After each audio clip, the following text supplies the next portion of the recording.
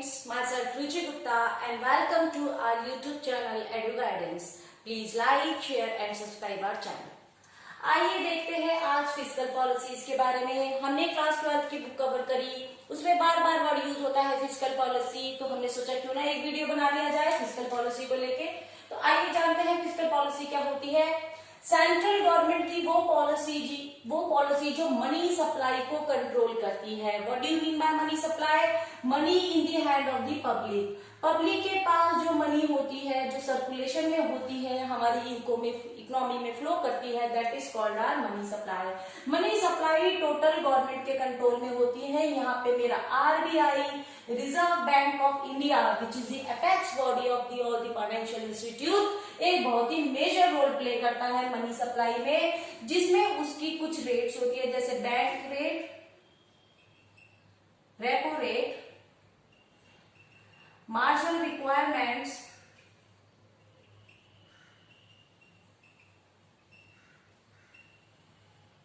MLR. ये कुछ हमारे तरीके के बैंक्स के कुछ मेजर टूल्स होते हैं मनी कंट्रोल को रोकने के लिए। इन सबको भी डिस्कस करेंगे। तो यहाँ पे मनी कंट्रोल फिस्कल पॉलिसी के लिए 5 तरीके की पॉलिसीज होती है। Expenditure policy, revenue policy, public borrowing और डेफिसिट फाइनेंसिंग मींस बोरोइंग। तो आइए इन्हें देखते हैं। वो सिचुएशन जहां पे मेरा aggregate demand is more than aggregate supply. AD denotes the aggregate supply, aggregate demand. Aggregate मतलब होता है मेरा summation of all the demand and summation of all the supply.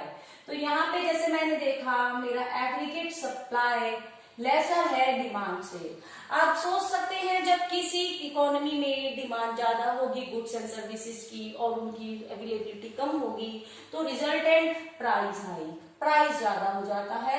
ऐसा क्यों होता है? क्योंकि प्राइस होता है सप्लाई और डिमांड का पॉइंट ऑफ इंटरसेक्शन, यही हमारा पॉइंट ऑफ इक्विलिब्रियम कहलाता है। जहां पे डिमांड और सप्लाई एक दूसरे से मैच करती है, तो वहीं पे इकोनॉमिक्स में किसी चीज का प्राइस डिसाइड होता है। तो यहाँ पे प्रॉब्लम क्या है? डिमांड ज्यादा है। तो आइए देखते हैं कि गवर्नमेंट कैसे एक्सेस डिमांड में कंट्रोल करती है अपनी पॉलिसीज के थ्रू। तो पहली पॉलिसी आती है मेरी एक्सपेंडिचर पॉलिसी।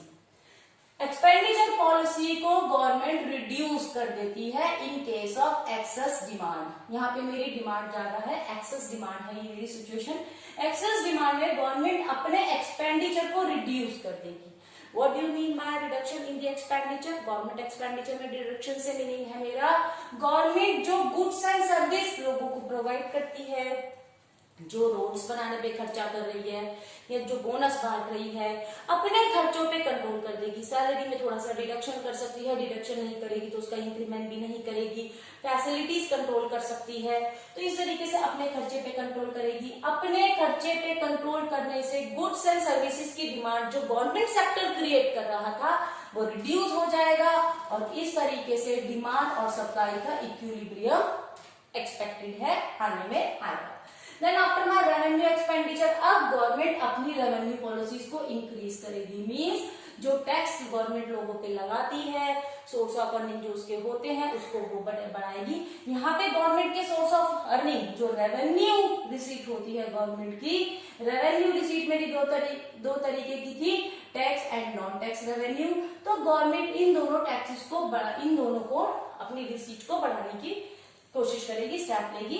जैसे कि टैक्स का रेट बढ़ जाएगा या नॉन टैक्स यानी कि कोर्ट की फीस, स्कूल की फीस, एसटीट्स यानी जो अदर सोर्सेज है, चालान, इन सबको बढ़ा दिया जाएगा। इससे क्या होगा?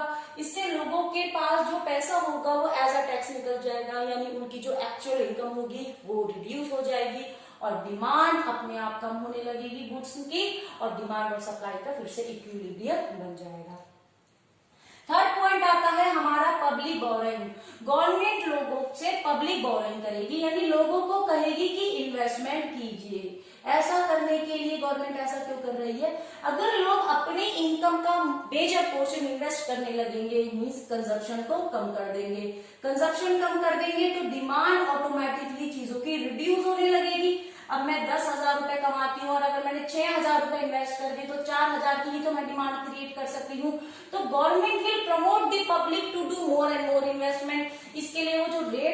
इंटरेस्ट का या रिटर्न्स का वो बढ़ा देगी, रेट ऑफ रिटर्न्स बढ़ा देगी, एफडी पे रेट ऑफ इंटरेस्ट बढ़ाएगी, केवाईपी पे बढ़ाएगी, ताकि लोग इन्वेस्टमेंट के लिए प्रमोट हो और कंजप्शन कम करें, सो दैट डिमांड भी कम हो जाए। देन आफ्टर में deficit financing means borrowing. Government क्या करती है, जब उसे किसी भी तरीके की डेफिसिट होती है तो वो उसके लिए न्यू करेंसी इशू करती है। पर नई करेंसी इशू करने से मनी मल्टीप्लायर जब मेरा लगता है, मनी मल्टीप्लायर की वजह से वो पैसा मार्केट में मेनी टाइम सर्कुलेट हो जाता है, और मेरा मनी मल्टीप्लायर इकोनॉमिक्स में होता है 1/LRRK। तो यहाँ पे गवर्नमेंट डेफिसिट फाइनेंसिंग में करेंसी की सप्लाई को स्टॉप कर देती है, रोकती है, क्योंकि अगर उसने और सप्लाई बढ़ाई तो लोगों के पास और पैसा पहुंचेगा और चीजों की डिमांड बढ़ेगी और बढ़ जाएगी। डिमांड बढ़ेगी पर प्रोडक्शन नहीं बढ़ेगा, this will lead to the price hike. तो यहाँ पे कुछ मेजर स्टेप थे एक्सेसिव डिमांड को कंट्रोल करने के लिए। आइए देखते हैं अगर डेफिसिट डिमांड हुआ गवर्नमेंट उसको कैसे कंट्रोल करती है। नेक्स्ट सिचुएशन देखते हैं, when deficit demand, when my demand is lesser than my supply। यहाँ पे सिचुएशन है जहां मेरी सप्लाई ज्यादा है, डिमांड कम है, मींस प्रोडक्शन हो रहा है पर डिमांड अचानक से कम होने लगी है। इक्विलिब्रियम जैसा कि मैंने बताया था वो पॉइंट होता है जहां पे मेरी सप्लाई और डिमांड दोनों इंटरसेक्ट करती है। This is my point of equilibrium. Point of equilibrium ही किसी चीज का प्राइस डिसाइड करता है और उसकी क्वांटिटी डिसाइड करता है कि किसी पर्टिकुलर प्राइस पे किसी यूनिट का प्रोडक्शन कितना होना चाहिए। तो यहाँ पे मेरी प्रॉब्लम आ जाती है इकोनॉमी में जब मेरी एग्रीगेट डिमांड लेसर हो जाती है सप्लाई से। तो फिर से यहाँ पे फिस्कल पॉलिसीज के अंदर इन 4 स्टेप्स पे इन पॉलिसीज में चेंजेस किए जाते हैं इस सिचुएशन को कंट्रोल करने के लिए। देखते हैं वो कैसे होंगी। एक्सपेंडिचर पॉलिसी, तो गवर्नमेंट अपनी एक्सपेंडिचर पॉलिसी को इंक्रीज कर देती है, यानी गुड्स एंड सर्विसेज में इन्वेस्ट करने लगती है, उन्हें खरीदने लगती है, एक डिमांड को क्रिएट करती है। देखिए बात समझिए, एक्सेसिव डिमांड यहाँ पे मेरी डेफिशिएंट डिमांड है, यानी डिमांड कम है, चीजें नहीं बिक रही है, तो गवर्नमेंट उन चीजों को उठाती है या फिर उन पे सब्सिडी देती है उनको, ताकि बर्बाद ना हो। जैसे मैं आपको एक एग्जाम्पल देना चाहूंगी, हमारा जब जूट जब हमारा फॉल डाउन होने लगा, जूट का प्रोडक्शन होता था पर जूट की डिमांड डे बाय डे कम होती जा रही थी, तो गवर्नमेंट ने जूट के बिजनेस को डेफिसिट डिमांड से अप करने के लिए, बचाने के लिए जूट बैग्स में कंपलसरी कर दिया। रेलवेज में अगर गुड्स एंड सर्विस में कोई भी सामान पैक होगा तो वो पैकेजिंग ट्रांसपोर्टेशन जूट बैग्स में ही होगा, ताकि जूट बैग्स का बिजनेस कभी भी खत्म ना हो और वहां के लोग किसान बेरोजगार ना हो। तो कुछ इसी तरीके की एक्सपेंडिचर पॉलिसीज होती हैं। गवर्नमेंट देखती है कि किस चीज की डिमांड में डेफिशिएंसी आ रही है, कमी आ रही है, और उसको कंट्रोल करने के लिए उसकी डिमांड को क्रिएट करती है। यहाँ पे गवर्नमेंट अपने एक्सपेंडिचर बढ़ा देती है, लोगों को नौकरी चाहिए तो गवर्नमेंट तरह तरीके की इन्वेस्टमेंट करने लगती है, इंफ्रास्ट्रक्चर बढ़ाती है, डैम्स बनाने लगती है, कुछ पॉलिसीज स्टार्ट करती है ताकि लोगों को काम मिले।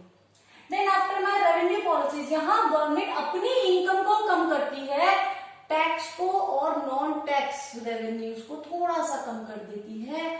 टैक्स कम करेगी तो लोगों के पास मनी से होगा, पैसा आएगा तो वो डिमांड क्रिएट कर पाएंगे, गुड्स को खरीद पाएंगे। तो इस डिमांड को मेंटेन करने के लिए, बनाए रखने के लिए गवर्नमेंट यहाँ पे अपना लॉस करती है, अपनी रेवेन्यू रिसीट्स को कम करती है, और इस तरीके से लोगों के पास पैसा बचे और वो चीजों की डिमांड क्रिएट कर सके। ये पॉलिसी के अंदर, रेवेन्यू पॉलिसी के अंदर एक्शन लिया जाता है। Then after my public borrowing, यहाँ पे गवर्नमेंट चाहती है लोग सामान खरीदे, कंजप्शन करे। अब लोगों का अगर कंजप्शन बढ़ाना है तो उनकी सेविंग्स या फिर मैं आई कैन से उनकी इन्वेस्टमेंट को कम करना होगा। इन्वेस्टमेंट को कम करने के लिए गवर्नमेंट यहाँ पे रेट ऑफ रिटर्न्स कम कर देती है, मींस एफडी पे मिलने वाला इंटरेस्ट, सेविंग पे मिलने वाला इंटरेस्ट, उसकी वैल्यू को रिड्यूस कर दिया जाता है, ताकि लोग सेविंग ना प्रेफर करके कंजप्शन करें। कंजप्शन करेंगे तो कुछ ना कुछ खरीदेंगे तो डिमांड क्रिएट होगा। इस तरीके से डेफिसिट डिमांड को कंट्रोल कर लेगी। Then after my deficit financing means borrowing, it's a kind of the issuing of new currency. यहाँ पे मार्केट में जो मनी को क्रिएशन करना है, मनी क्रिएट करनी है, तो यहाँ पे करेंसी इशू कर दी जाएगी। कुछ particular currency RBI newly launch करेगा और इस सर्कुलेशन के थ्रू मार्केट में पहुंचा देगा, पैसा मार्केट में आएगा, डिमांड क्रिएट होगी और deficit demand will be equal to यहाँ पे डेफिशिट डिमांड आपकी कवर हो जाएगी, then aggregate demand will be equal to aggregate supply. इसके साथ साथ यहाँ पे कुछ मेजर इश्यू है आरबीआई के जो हमने बताए थे, जैसे बैंक रेट करना, मनी क्रिएशन में ये बहुत बड़ा मेजर रोल प्ले करते हैं। देखते हैं कैसे। बैंक रेट या फिर आपकी जो रेट्स होती हैं ये उस है long term borrowings, long term borrowing पे आरबीआई जो रेट ऑफ इंटरेस्ट चार्ज करता है बैंक से, ये वो रेट है। यहाँ पे अगर RBI higher rate of interest charge करेगा तो बैंक भी अपने कस्टमर से higher rate of interest charge करेगा और लोन महंगे हो जाएंगे। तो जब वो चाहते हैं, जब हमारी डिमांड ज्यादा होगी मार्केट में, हमें डिमांड को कंट्रोल करना होगा, तो ये रेट बढ़ा दिया जाएगा। रेट बढ़ जाएगा, लोन महंगे हो जाएंगे, लोन महंगे हो जाएंगे, मार्केट में पैसा कम हो जाएगा, पैसा कम हो जाएगा तो डिमांड कम हो जाएगी। और जब उल्टा होगा, यानी जब डिमांड कम होगी, सप्लाई से डिमांड को बढ़ाना है, यानी लोगों के पास पैसा पहुंचाना है। पैसा कैसा पहुंचाया जाए भाई, बैंक रेट को कम कर दो, लोन सस्ता कर दो। लोन सस्ता कर दिया जाएगा, कस्टमर लोन उठाएंगे, लोन पे गाड़ी खरीदेंगे, लोन पे घर खरीदेंगे, लोन पे मोबाइल फोन, सब कुछ खरीदेंगे, इच्छाएं पूरी करेंगे, डिमांड्स क्रिएट करेंगे और फिर से मेरा इक्विलिब्रियम आ जाएगा, demand will be equal to supply. Similarly मेरी रेपो रेट होती है, रेपो रेट मेरी शॉर्ट टर्म बोरोइंग होती है, बैंक रेट मेरी लॉन्ग टर्म बोरोइंग होती है। Then after marginal requirement, marginal requirement है अगर मैं 1 करोड़ के लोन के लिए कुछ मॉडल्स देती हूँ तो गवर्नमेंट कितने % छोड़ के मुझे लोन देगी। तो यहाँ पे अगर मेरी मार्जिनल रिक्वायरमेंट 10% है, फिर 10% गवर्नमेंट एज अ बैकअप मेरे लिए सिक्योरिटी के तौर पे रख लेगी, 90% का ही मुझे लोन देगी। अब देखिए, अगर डिमांड मार्केट में डेफिशिट डिमांड है, डेफिशिट डिमांड का मतलब डिमांड कम है मार्केट में, सप्लाई ज्यादा है, तो गवर्नमेंट चाहती है कि डिमांड बढ़े, लोगों के पास पैसा बढ़े, तो इस मार्जिनल रिक्वायरमेंट को वो और कम कर देगी। सपोज सिर्फ 1% कर देगी। 1% हम रखेंगे, 99% तुम ले जाओ। जितना ज्यादा लोग लेकर आएंगे, जितना ज्यादा लोन फाइनेंस होगा, उतना ज्यादा मार्केट में लोन फाइनेंस होगा।